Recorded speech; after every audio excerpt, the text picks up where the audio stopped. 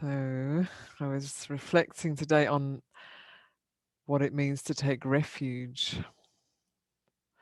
We are in most extraordinary times. There's the 6 month into the pandemic, which doesn't have an obvious ending point, but like all things will end. And here in California, the skies are heavy with smoke and huge fires, and also up in the Pacific Northwest and also other parts of the world, like we haven't seen before, and a very volatile political situation that we're in, and a rising into consciousness of in a sort of tumultuous way, of the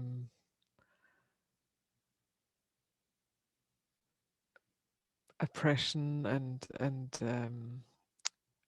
abuse and use of people to create an economy on which we now stand. So, like, the foundation is very, I guess, rocky, not in a solid way, but in a spiky and painful way, where we're starting to see more clearly. I mean, many people have seen it all along, but it's becoming more obvious, the harm and the exploitation on which much of this culture has been created. So we've got all of these layers of stuff going on here right now. Pretty intense. And I think for a long time we were able to carry on as though everything was okay. And I remember going to a rally in San Francisco when I still lived there, where Bill McKibben was speaking. And he was very inspiring speaker. He's a very he's got a lot of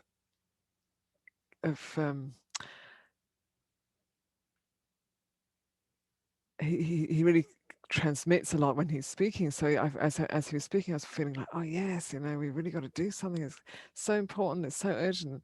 And then I remembered, after the rally was over, we all turned off and went into different streets, and walking along the street and seeing the stores selling things, and this sense of just like a sort of a veil coming over of, oh yes, business as usual.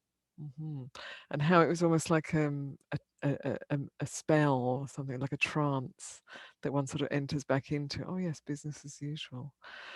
And even though people have been saying for a long time, we can't keep doing business as usual, this is not working, it's remarkably hard to get out of it when things were going the way we were used to. And now things are not going that way anymore, and business as usual isn't really an option. So for many people, this is very, very difficult. And, many dreams are being shattered and hopes are being lost. And there is a lot of fear and a lot of despair and confusion. And I was reflecting on that process, and I feel like, gosh, it's really, really hard when we've taken refuge in not what can't give us real satisfaction, what can't give us stability, then sooner or later we're going to be in trouble. We're going to be disappointed. And for many people, when we first come to the Dhamma, for those of us who didn't grow up in Buddhist countries where the Dhamma is around, where maybe our grandparents or parents took us to a temple and we heard teachings. For those of us who didn't grow up in those situations, often it's when something shocking happens, something we hadn't counted on happens, that we start to wake up to the Dhamma, or start to look for something other than what we thought life would be. So often it's a death of someone we were close to, or a collapse of a lifestyle that we thought would be, going on for a long time, and then we start to open our eyes and rethink. And For some people, they come across a teaching that supports a way to keep going through everything falling apart, because everything does fall apart. And for some, it's not like that. Not everybody has that good fortune, and it is a blessing that at this time the Dharma is widely available, and that mindfulness and meditation are much more widely available than they ever were before in the West. So that's a wonderful thing. And so some people will move into that, and some people won't. And some people will struggle, and some people will despair, and some people will find a way through. And it's all of that. So I'm kind of sitting with that. Here we are in the Aloka Vihara, there's smoke all around, and we're staying in mostly. But we have a community, and we're practicing, and we're training in various skillful means to support our lives together, and to cultivate the heart and the mind. And this feels good, it feels like a good thing to do, to not just sort of give up and like, oh, I don't know what to do, it's all falling apart. Well, it's always been all falling apart. There was never a time when it wasn't all falling apart. It just didn't feel like it, because business was carrying on as usual for the longest time. So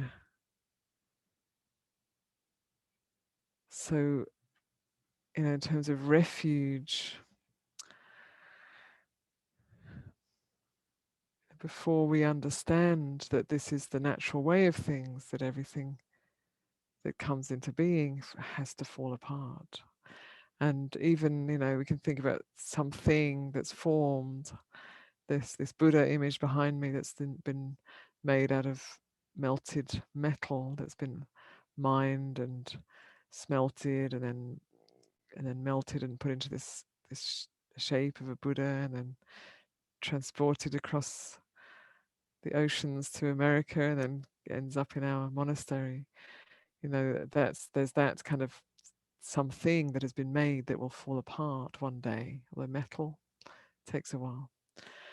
And then there's also the other way of seeing it, is that everything's just fluxing all the time. Everything that we call a thing is a process.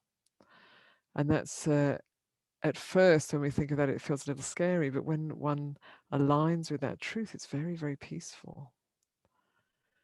And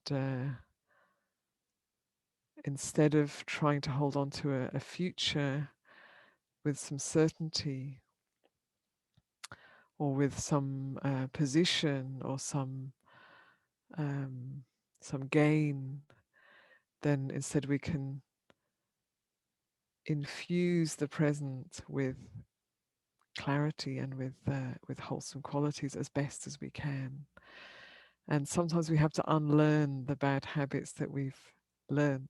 So that's part of what we're doing here at Aloka Vihara, unlearning the bad habits that we learnt as children, as young adults, as mature adults, yesterday, last week, whatever.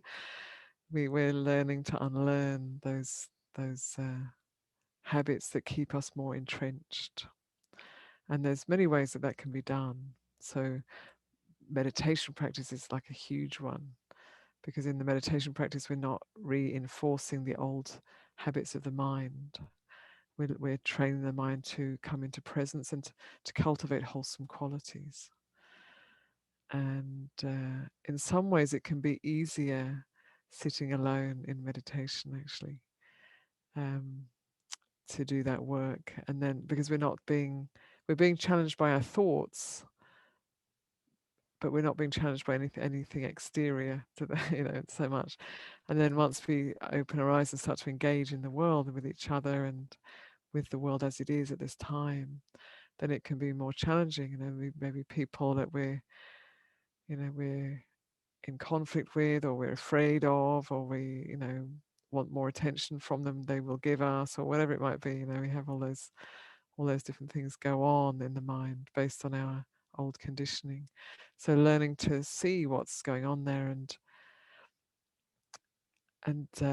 nourish the parts that need nourishing, and let go of the parts that are just trying to pull us in the wrong direction.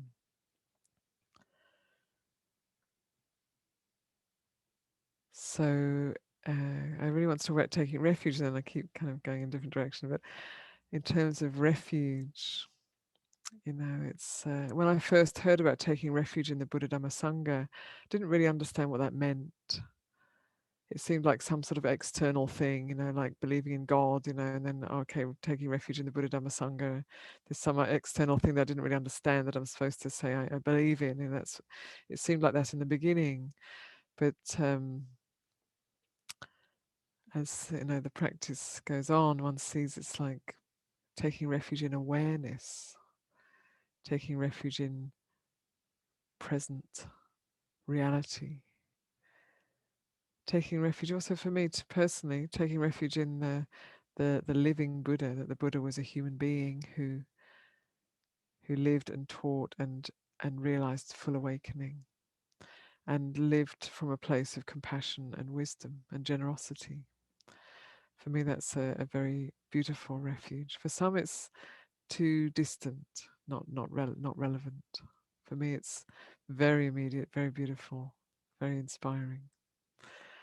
And then taking refuge in the Dhamma, the truth of the way things are. So what we're experiencing now in California and other parts of the country and the world, but just like here in California with the forest fires, which are mega huge. This is, there are many causes and conditions that are already set in place for this to happen. It's not like some terrible thing is happening that nobody had any foresight that it might happen in the future.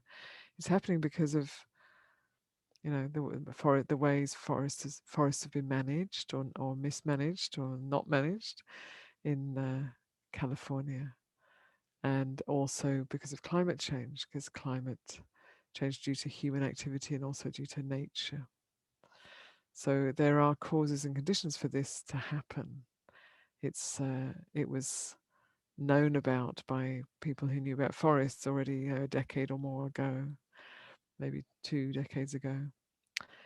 And so now we're experiencing the results of past actions and inactions. And pandemics from time to time, every 100 years or so, a pandemic sweeps through the world. That's an epidemic sweep through countries, and that is part of what happens. That is part of nature, part of samsara, part of the process of things. And yeah, I'm not going to get into power and politics, but over the hundreds and thousands of years, it has been tumultuous. Who's ruling, who has power, how they use it. It's been a tumultuous journey, and it probably always will be. So these are just part of this realm. These are part of what this realm is like. And at the moment, all of these things are coming together at once. So it's like super intense. But it is like this. It's like this realm never promised anything else, actually. And people dream. We dream and we hope and we wish and um, we dream of a beautiful future. But I think what we really need to do is to, in a way, be the dream, be the dreaming right now. So to bring the dream of ethics, of kindness, of generosity into our life stream right now. And it begins with a thought. It begins with an intention, and it begins with a recognition that it's worth doing. It's a good thing to do. So much as I would love to have a magic wand and change the way the world is, as many of us probably would, we don't have that. but we do have a heart that can respond, that can learn and let go and respond to conditions as they are, and to cultivating what can benefit ourselves and others. And I think it's so important at this time to take care of our heart and mind, because there's I don't watch the news very much out of choice, a little bit, enough to have a little bit of a sense of what's going on, but I don't feel it's helpful to only have the human drama, as to be informed only by the human drama.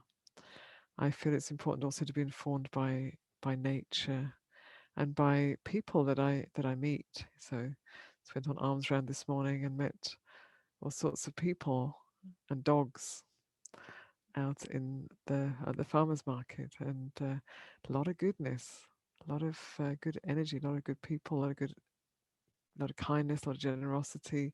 So that's here too. So that's a quietly beautiful thing that's going on, and then nature itself.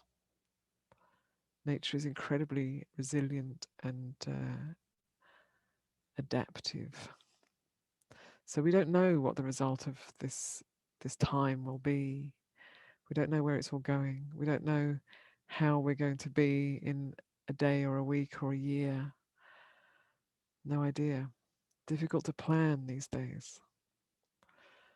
So we don't know, but what we can do now does make a difference. And how we take care of our body and mind is really important.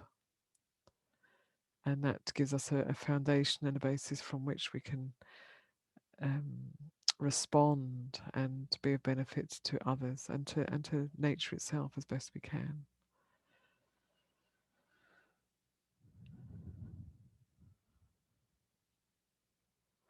So, even though we may feel disheartened or disappointed, or that it should be different to how it is, it's never promised to be any different to how it is. We've had hopes, but the world is the world. It's tumultuous, it's limited, it's ever changing.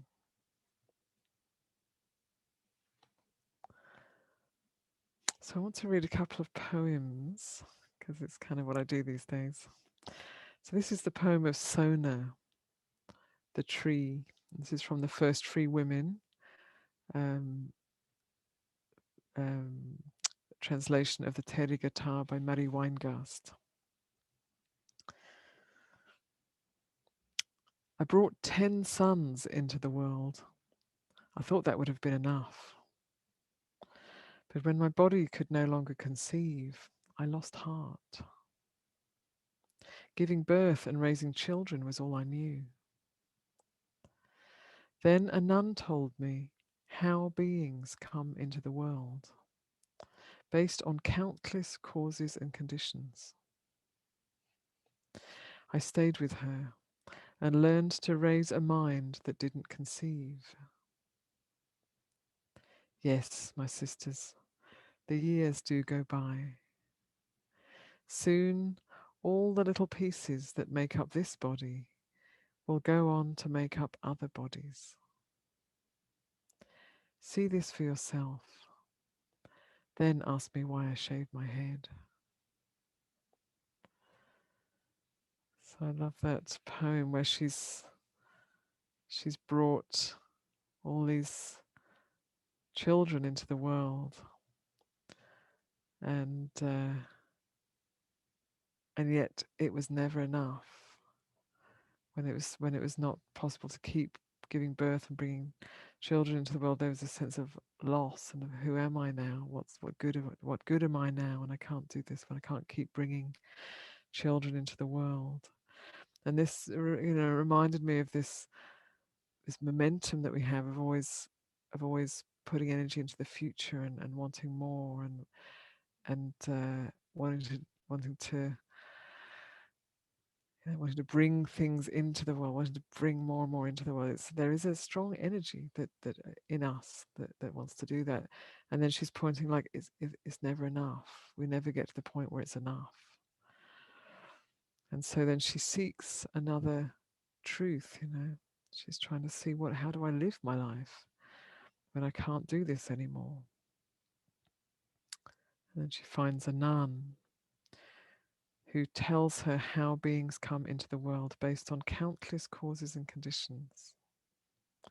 So the nun is pointing not to physical birth, but to karma, to how our intentions and actions, body, speech, and mind, what we do with this body, speech, and mind, leads to future rebirth. Whether this is in this life or in future lives.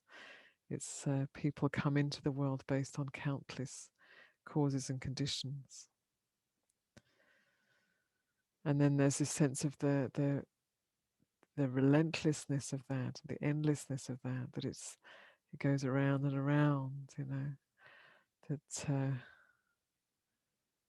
that we come into this world and we have hopes and dreams, and some of those hopes and dreams get realized and some don't, and some are realized and then we have to lose them, and that's heartbreaking. And then we find a different reality, for a different normal, a different okayness from which to live, which is different from how it was before. And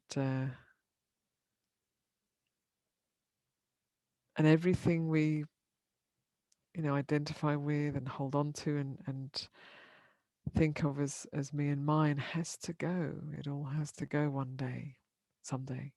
We have to let it go. So the Buddha, in his great compassion, is saying, don't wait till you have to let go. You can let go now. You can look now at where's the holding, where's the fear, where's the holding, where's the wanting, and attend to that in such a way, in a caring way, that it can be let go of. So I'm not sure what it is about going to the farmer's market, but each time I go there, I have an experience that's sort of like it sort of shakes me up or wakes me up in a certain way. And today, standing with Anagarika Janice at the farmer's market, just this sort of voice came, because I think because it's so beautiful and so wholesome and colourful and good people, and it's like one of those kind of really good aspects of humanity. It feels like that. And then this sort of thought came, you have to leave this all behind. And then I realized, like, oh, there's a pulling. It's like, oh, but I like it, but it's lovely. And it's like, yeah, and you have to leave it all behind at some point. So those little moments are really helpful, because we see where the attachment is and where the tugging of the heart is. And then that gives a chance to look a bit more carefully at our relationship to this world, and how we subtly or not so subtly hold on to what is changing, to what we will have to leave behind. So this nun, this woman who becomes a nun, Sona, she stays.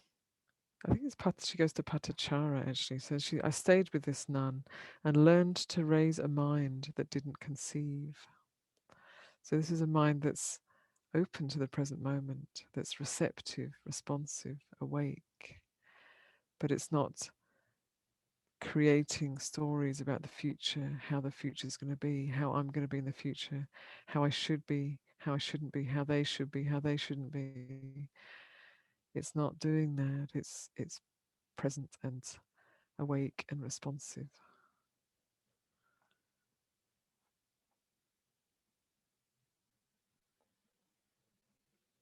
Yes, my sisters, the years do go by. Soon all the little pieces that make up this body will go on to make up other bodies. See this for yourself. Then ask me why I shaved my head. So, we're made of stardust. There's that lovely Serbian, I think it's a Serbian quote. Be humble because you are made of earth.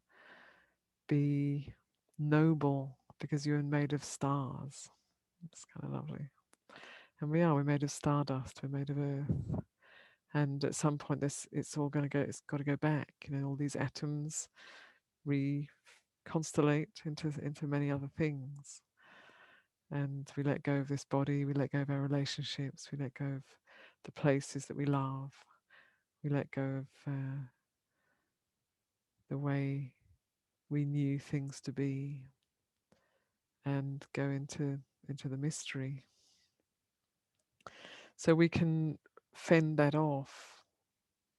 We can be afraid of it and fend it off and try and hold on to things to make us feel secure, but that tends to make us feel more insecure because we're holding on to what is changing and we kind of know it.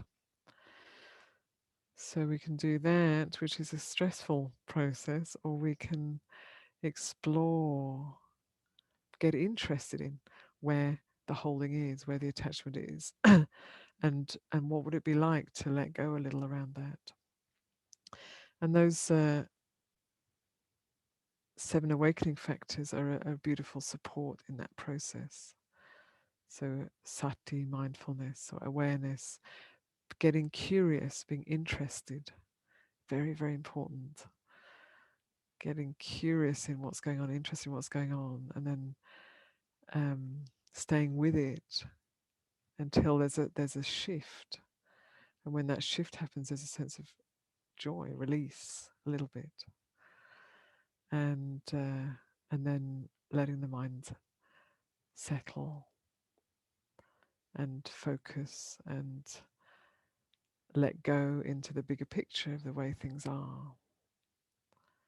So that process is a huge support as we do this work. So it's not about, because we can so easily just try to suddenly then, it's like, okay, I'm supposed to let go of my attachments, and then we can be attached to an idea of me trying to let go of my attachments, and then that gets really complicated.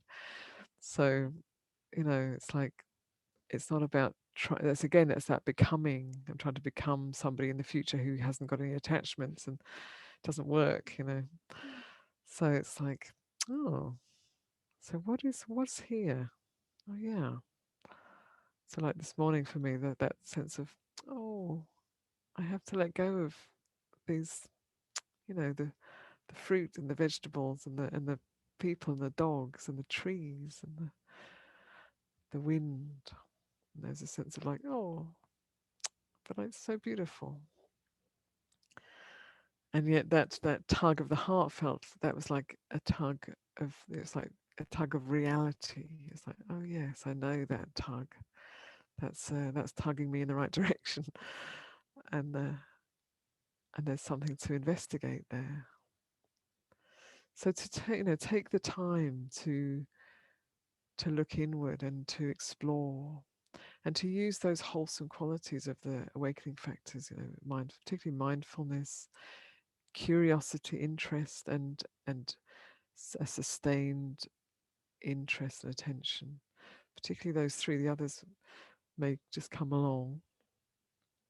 And letting go doesn't mean that we don't cultivate. We need to cultivate. We need to cultivate wholesome qualities. We need to do good. We need to cultivate the wholesome speech. We need to guide our mind in the right direction. So we're cultivating, and the wholesome, and that supports letting go. And sometimes we might have to hold on to something for a while that's wholesome, and really just like fully hold on to that and put our minds to that, because we're trying to let go of something unwholesome. That's good. We've got to trust the process a little bit. And then at some point we realize, oh yeah, we can let go of that too. And it's okay.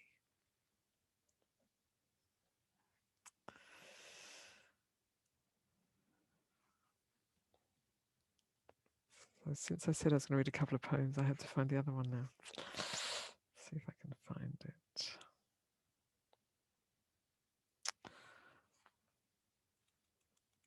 And then I'll open up some questions.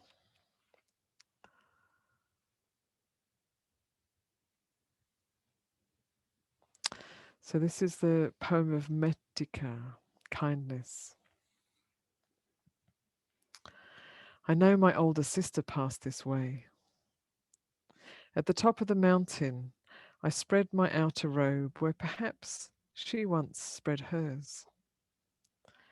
I set down my bowl, and there was her staff, the twin of my own.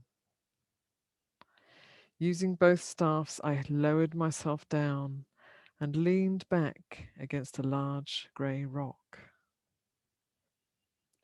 I let go of the staffs, and my hands were empty. The mountain went on holding me. Then it let me go. My staff I now also leave behind, just in case you're ever passing this way. So I love that process there. Using both staffs, I lower myself down and lean back against a large grey rock. And to me, in that, there's there's what we hold on to in the practice that gives us some stability. And then we lean back against a rock. Oh yeah, that feels safe. Okay, that's good. And then she can let go of the staffs because the rock is holding her. So that you can interpret that in your own. You'll have your own things, your own particular things that will be that are relevant to you particularly. So it might be sila, it might be good friends. There's many different things that could be those staffs and that rock. So she lets go of the staff. Her hands are empty. She realizes, oh, let go. That's nice. Leaning back against that rock, and then the mountain holds her, and then the mountain also lets her go. So this is that place where there's no holding, there's no needing, there's no wanting, there's no fear. There's just this free fall in the present. So that's what I'd like to offer tonight. So reflection on refuge, refuge in the truth of the way things are, refuge in knowing, refuge in cultivating the Dhamma.